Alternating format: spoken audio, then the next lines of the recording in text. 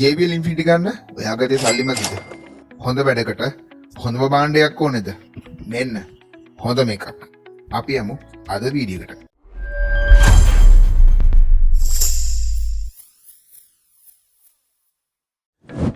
ඉතින් අද ගෙනල්ලා තියෙන්නේ Audiocord කියන බ්‍රෑන්ඩ් එකෙන් එන තවත් ස්පීකර් එකක්. ඇත්තටම Audiocord කියන බ්‍රෑන්ඩ් එකේ ස්පීකර්ස් ගොඩක් වෙනද පොලේ ඉන්නේ.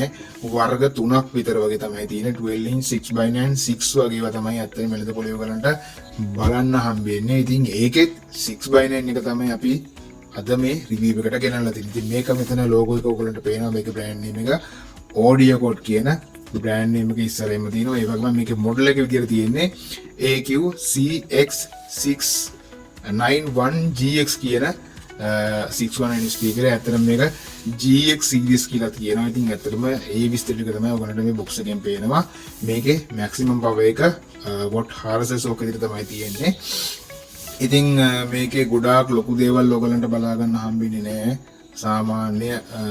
සාමාන්‍ය ස්පීකර් එකක තියෙන බොක්ස් එකේ තියෙන ඩීටේල්ම තමයි ඇත්තටම මේකේ ඔයගලන්ට බලා ගන්න පුළුවන් වෙන්නේ. අපි මේකේ පිටිපස්ස පැත්තට ගියාම බලමු මේකේ මොන හරි විශේෂ දේවල් ටිකක් තියෙනවද කියලා. Audiocord logo එක ඔයගලන්ට මෙතන පේනවා. ඉතින් ස්පීකර් එකේ පින්තූරයක් වටලා තියෙනවා. ඉතින් මේකෙත් මොඩල් නම්බර් එක ඇත්තටම මේකේ වොට්ස් ගන්න තියෙනවා. ඒ වගේ මෙතන තියෙනවා. මේ ඔයගලන්ට පේනවා RMS 125 කියන මැක්සිමම් වොට් එකක් තමයි ඇත්තටම මේකේ දීලා තින්නේ. 4 room එකේදී පාවිච්චි කරන්න ඕනේ. ඉතින් මේ විස්තර ටික තමයි ඇත්තටම මේක දීලා තියෙන්නේ. ඉතින් පිටත පෙනුමෙන් නම් ගොඩාක් ලොකු දේවල් මේකේ බලන්න නැහැ. අපි මේක අන්බොක්ස් කරගෙන බලමු ස්පීකර් එකේ පෙනුම කොහොමද, ක්වොලිටි එක කොහොමද කියලා. ඉතින් අන්බොක්ස් කරගත්තට පස්සේ මෙන්න මේ විදිය තමයි ඇත්තටම මේකේ පෙනුම තියෙන්නේ. ඉතින් සාමාන්‍යයෙන් පේනවා බැලුමටම අපි මේක ස්පීකර් එකක් අරන් බලමු මේකේ පෙනුම කොයි වගේද කියලා. ඉතින් ඔයගලන්ට මේක ටිකක් ඔයගලන්ට දැකලා හුරු ඇති. ගොඩක් වෙලාවට මේ ස්පීකර් එකේ පෙනුම Infinity අපේ ජනප්‍රිය බ්‍රෑන්ඩ් එකක් වෙන Infinity ස්පීකර්ස් වලත් ඇත්තටම මේ වගේ පෙනුමක් තමයි තියෙන්නේ. JBL එකෙත් මේ වගේ එකක් එනවා. ඉතින් ඇත්තටම ඒවට ගන්න සාමාන්‍යයෙන් 6x9 වල ලංකාවේ නම් වෙළඳ පොලේ පාවිච්චි වෙන උඩින්ම තියෙන 6x9 වර්ග කීපයක් තමයි Infinity JBL කියලා කියන්නේ. ඉතින් ඇත්තටම හැම වාහනයකටම වගේ 3 wheel car van bus ඕන එකකට මේ Infinity speakers ගොඩක් වෙලාවට Infinity JBL speakers පාවිච්චි වෙනවා. ඉතින් ඒ ස්පීකර්ස් වල තියෙන high quality speakers වල තියෙන outlook එක අරගෙනම තමයි design එක අරගෙනම මේකටත් ඒ වගේ පොඩි appearance එකක් අරගෙන තියෙනවා. ඉතින් ඔයගලන්ට පේනවා ගොඩක් අය දැකලා තිබේ Infinity වල JBL වල තියෙනවා මෙන්න මේ වගේ උඩ තියෙන drill එක. එහෙම නැත්නම් මේ උඩ තියෙන guard එක ඇත්තටම මේකේ තියෙන 3-way system එකේ 2-way speakers දෙක මෙතනින් මතුවලා පේනවා. ඉතින් ඇත්තටම මේක විශේෂ දෙයක්. මොකද මේක සාමාන්‍යයෙන් JVC Pyramid Sony Explode brand speakers වල මේක ඉන්නේ නැහැ.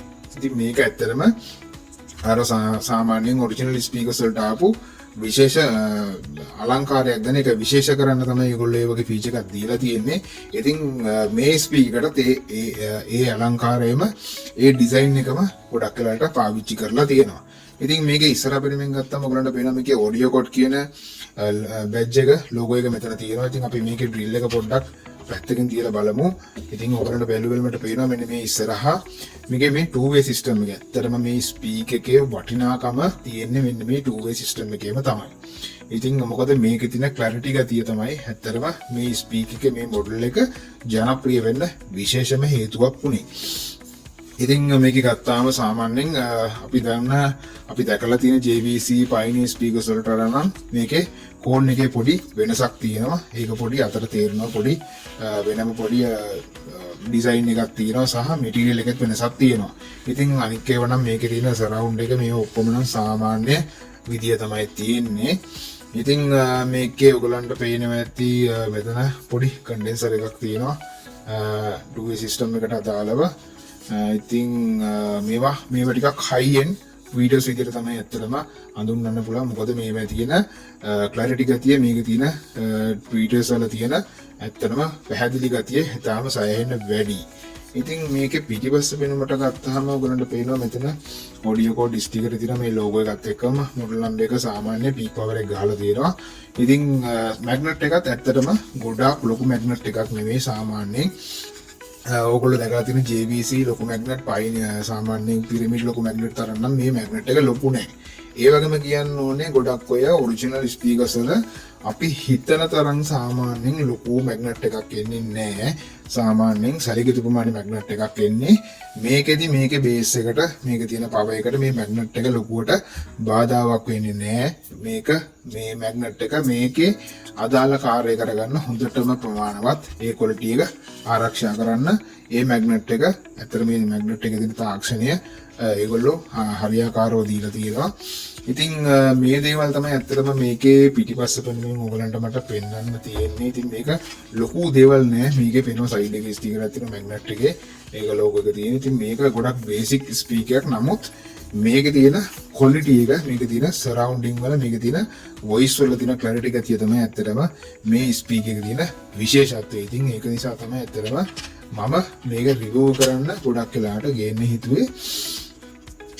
හේතුව තමයි ගොඩක් අයට හොඳ ස්පීකර් එකක් ගන්න ඕන. නමුත් වැඩේ තියෙන්නේ දැන් ලෝ බජට් යනවා නම් ඔයගලන්ට ගන්න තියෙන්නේ JVC Pyramid Pioneer Sony Explorer එකේ ටිකක් ක්වොලිටි එක අඩු ස්පීකර්ස් තමයි. ඉතින් ඒවා ඇත්තටම මේවා මිලේ හැටියට තමයි ඇත්තටම මේවා ක්වොලිටිය තියෙන්නේ. ඉතින් ඊළඟට තියෙන ඉතින් ගොඩක් වෙලාට තිබුණේ JBL Infinity වගේ ටිකක් ක්වොලිටි වැඩි ඒ වගේම මිලත් වැඩි ස්පීකර්ස්. නමුත් මේ දෙක අතර කාටවත් හරියට මොඩල් එකක් තිබුණේ නැහැ. මිඩ්ලේ ගන්න පුළුවන් හොඳ ස්පීකර් තිබුණේ නැහැ.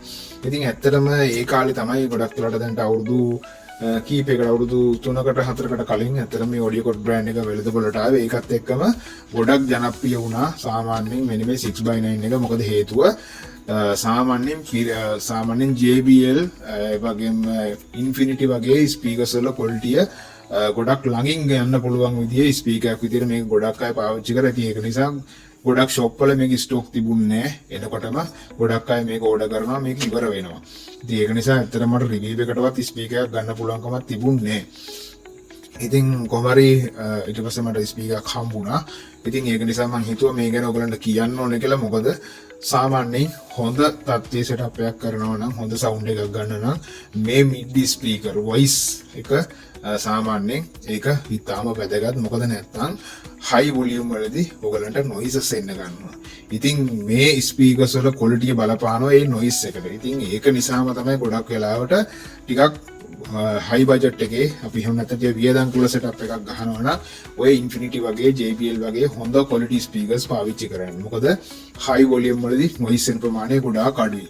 ඉතින් ඕගලන්ට දැන් සාමාන්‍යයෙන් අපි කියමුකෝ රුපියල් 60000ක 70000ක වගේ බජට් එකේ සෙටප් එකක් ගන්නකොට උනත් ඇත්තටම මේ වගේ අපි කියන්නේ සාමාන්‍යයෙන් JBL දෙකක් Pioneer subwoofer දෙකක් වගේ පාවිච්චි කරලා හදනවා නම් මේ දෙකක් කිසිම ටියුට් එකක් නැතුව මේ දෙක ඉන්ඩිපෙන්ඩන්ට් පාවිච්චි කරන්න පුළුවන්. ඒ කියන්නේ ඔයාගේ හයිස් වලට මේ ස්පීකර්ස් දෙක හොඳටම ප්‍රමාණවත් ඔයාගේ වොයිස් එහෙම නැත්නම් මිඩ් අවශ්‍යතාවය සම්පූර්ණ කරගන්න. ඉතින් ඒක නිසා සාමාන්‍යයෙන් මේ බජට් රේන්ජ් එකේ ස්පීකර්ස් වලින් මේක ඇත්තටම මේකේ ප්‍රමාණයටත් වඩා සැලකිය යුතු කාර්යයක් කරනවා. ඒක තමයි මම ඇත්තටම අද මේ රිවිව් එකට මේ ස්පීකර් එක තෝරගන්න ප්‍රධානම හේතුව වුණේ. ඉතින් ගොඩක් අය මේක ගැන කිව්වට පස්සේ දැන් මේ බජට් ප්‍රයිස් එක ගැන කිව්වට පස්සේ තාම කිව්වේ නෑ මේකේ ප්‍රයිස් එක කොහොමද කියලා. ඉතින් මම කියන්නම් මේකේ ප්‍රයිස් එක දැනට වර්තමාන වෙළඳ පොලේ රුපියල් 10500ක් වගේ මිලකට මේකේ මිල තීරණය වෙනවා. ඉතින් සාමාන්‍යයෙන් ඒක ඕගොල්ලෝ ටිකක් කොළඹින් බැහැර වෙනකොට ඊට වඩා මිල වැඩි වෙන්න පුළුවන්.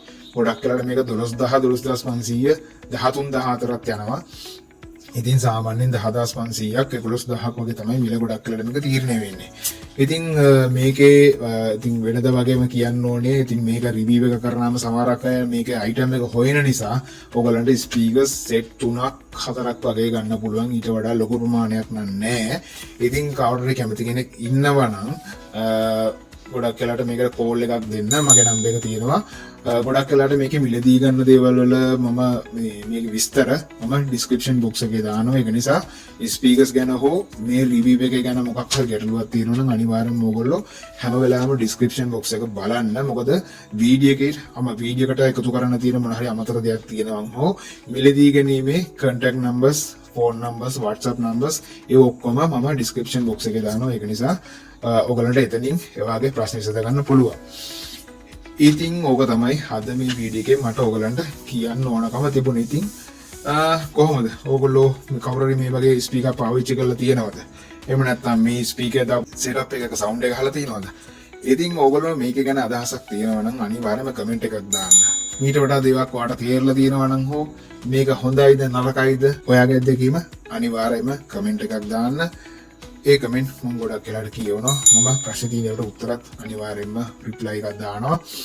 ඉතින් මේ විදිහට තමයි අද වීඩියෝ එක ඉවර වෙන්නේ. එහෙනම් අලුත් වීඩියෝ එකකින් හම්බ වෙනකන් ගිහින් එන්න හැමෝටම ජය වේවා.